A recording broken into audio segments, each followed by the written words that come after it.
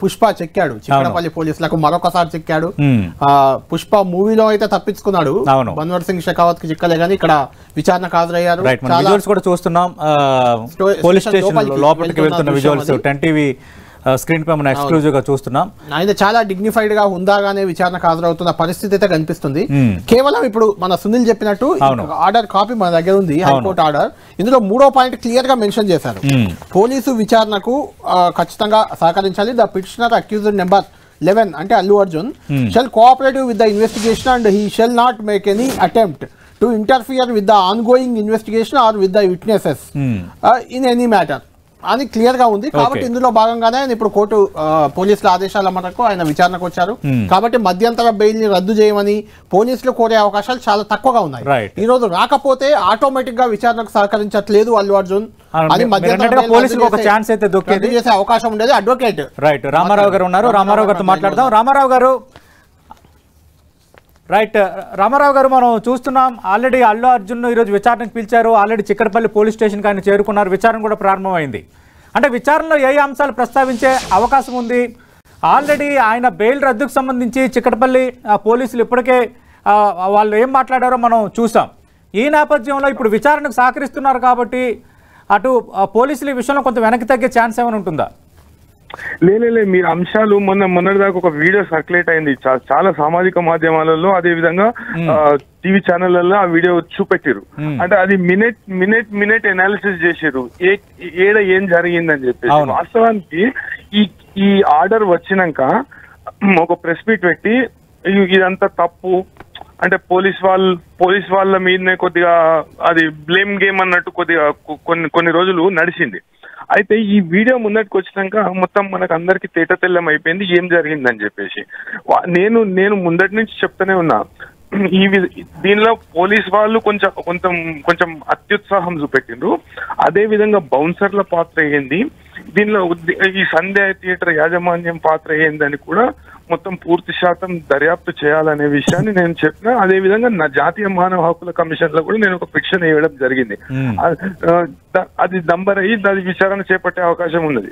అయితే దీనిలో ప్రాథమికంగా ఆ వీడియోలో కనబడుతుంది దానికి సంబంధించిన ప్రశ్నలు పోలీసు వాళ్ళు అడుగుతారని నేను అనుకుంటున్నాను. అంటే ఏ తరహా ప్రశ్నలు సంధించే అవకాశం ఉంది విచారణలో? అడ్వకేట్ గా ఏం చెప్తారు?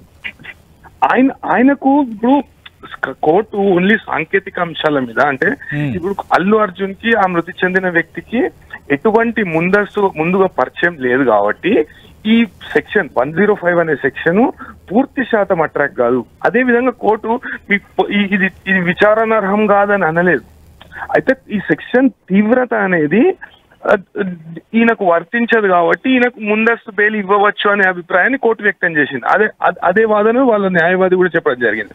అయితే ఈయన అభివాదం చేసిన విషయము ఇంకొకటి ఏంటంటే ప్రొసెషన్ కు సంబంధించి ముందుగానే ఇప్పుడు మనం ఇంట్లో పెళ్లి అవుతుందండి, మనం బరాత్ తీసేటప్పుడు మన ఇంట్లో చిన్న ఈవెంట్ అయితేనే మనం పర్మిషన్ తీసుకుంటాం. అదే విధంగా సంధ్యా థియేటర్ యాజమాన్యం వాళ్ళు ఏమంటారు, మేము ఒక లేఖ రాసి ఇయ్యారు పర్మిషన్ ఎట్లా ఇస్తారంటే ఒక ఆన్లైన్ అప్లికేషన్ ఉంటది, ఆ అప్లికేషన్ లో దానికి సంబంధించిన డీడీ కట్టి అది కమిషనర్ ఆఫ్ పోలీస్ కి అడ్రస్ అవుతుంది. దాని తర్వాత కన్సర్న్ ఎవరైతే మీ సేవలో చేయాలి, మీ సేవలో చలన్ కట్టాలి. నేను లెటర్ రాసిన పోలీసు వాళ్ళు నాకు బందోబస్తు కల్పించాలంటే అయినా పోలీస్ వాళ్ళు సమయంలో స్పందించి ఏం చెప్పారంటే మాతో కాదు మేము బందోబస్తు ఇవ్వలేమనే విషయాన్ని తెలియజేసినాక కూడా ఈ విషయాన్ని అసలు అంటే పట్టించుకోకుండా, అంటే నేను అయితేనే ఉంటే మేము చేసేది చేస్తూనే ఉంటాం అనే ధోరణిలో దాన్ని. రామారావు గారు ఇక్కడ ఒక పాయింట్, ఇక్కడ ప్రధానంగా వస్తున్న ప్రశ్న ఏంటంటే చాలా మంది అడ్వకేట్లు న్యాయ నిపుణులు కూడా అంటున్నమాట, రాజకీయ నాయకులు కూడా అంటున్నమాట.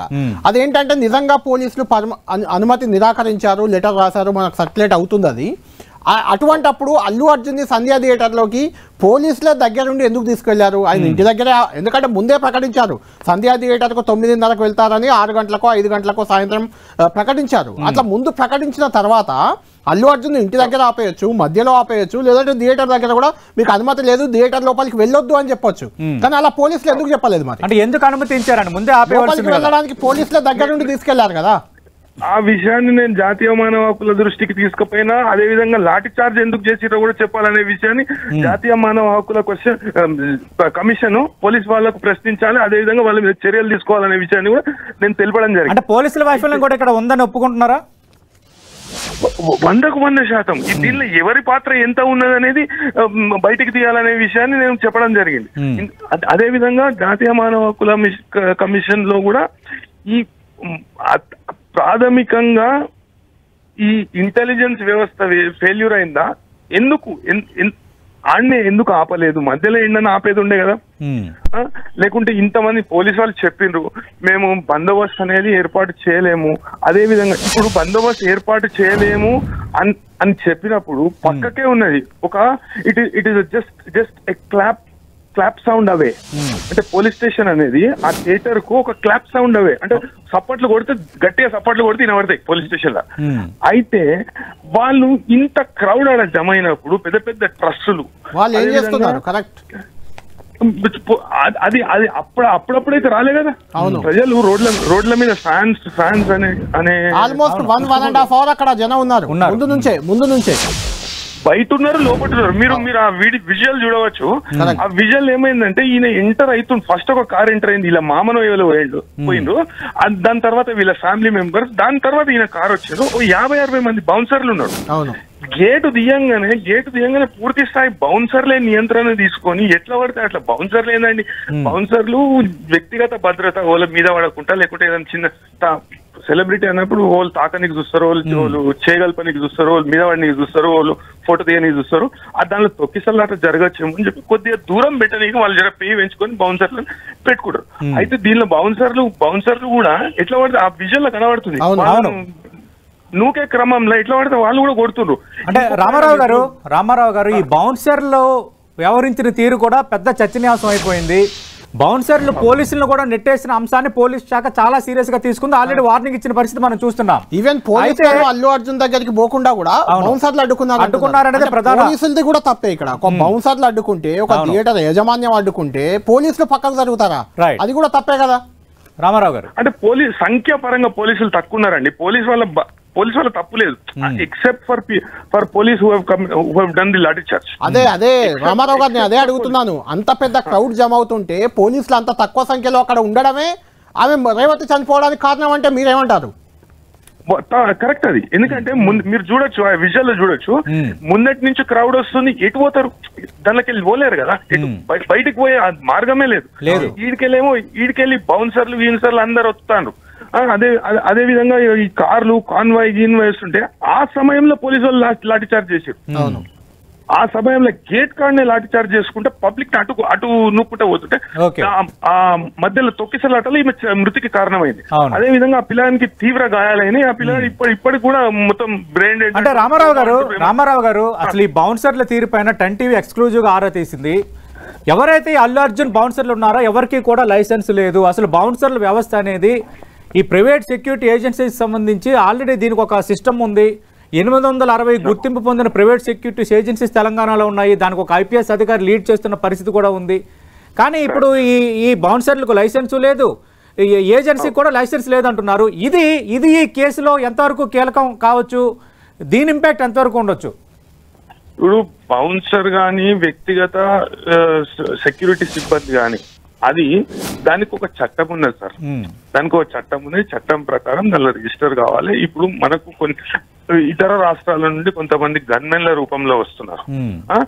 అదే విధంగా ఇప్పుడు జర పెయి పెంచుకున్న వాళ్ళందరూ బౌన్సర్లు అన్నట్టు ఆడ నిలబడము, ఇది చేయడము, అది చేయడము అనేది చేస్తున్నారు. కానీ వీళ్ళకు ఎటువంటి గుర్తింపు లేకుండా, అంటే ఈ గుర్తింపు లేకపోవడం అనేది వాళ్ళ వ్యక్తిగత విషయం. వాళ్ళు పెట్టుకోరు, అది వ్యక్తిగత విషయం. కానీ ఇప్పుడు క్రౌడ్ లకు వచ్చినప్పుడు వీళ్ళు ఏమైనా చేస్తే వాళ్ళ మీద నియంత్రణ అనేది ఉండదు. కాబట్టి పోలీస్ శాఖ ముందే చెప్పింది, ఈ సెక్యూరిటీ గార్డులను కానీ, బౌన్సర్లు కానీ, సెక్యూరిటీ ఏజెన్సీస్ కానీ మాతో రిజిస్టర్ చేసుకోవాలి. రిజిస్టర్ చేసుకున్నాక వాళ్ళకి ఓరియంటేషన్ కూడా ఇవ్వడం జరుగుతుంది. ఆ సెక్యూరిటీ ఏజెన్సీస్ కొంతమంది ఓరియంటేషన్ కూడా ఇవ్వాలి. ప్రాముఖ్యత ఏంటంటే ఎక్స్ సర్వీస్ మెన్లు కానీ, దీనిలో కొద్దిగా అనుభవం ఉన్న వ్యక్తులను మాత్రం తీసుకోవడం జరుగుతుంది. అయితే ఇవాళ రేపు ఎవరు పడితే వాళ్ళు కొన్ని మార్కెట్ లో దొరికే కొన్ని ఇప్పుడు సప్లిమెంట్స్ కానీ ఇవి అని దీని మొత్తం ఎక్సర్సైజ్ చేసి వాళ్ళు బౌన్సర్ గా, అంటే బౌన్సర్ చూడడానికి బౌన్సర్ మాత్రమే కాదు, అతని వ్యవహార శైలి కూడా మొత్తం ఇది ఉండాలి.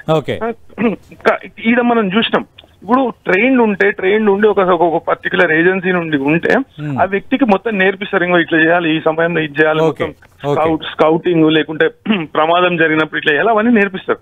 అట్లా కాకుండా ఎట్లా పడితే అట్లా క్రౌడ్ మీద పడ్డారు వాళ్ళు, చూడవచ్చు. రైట్, థ్యాంక్ యూ రామారావు గారు. మనం చూస్తున్నాం అడ్వకేట్ రామారావు ఆయన చెప్తున్నది కూడా, అంటే కేవలం పోలీసుల వైఫల్యం కూడా ఉందని.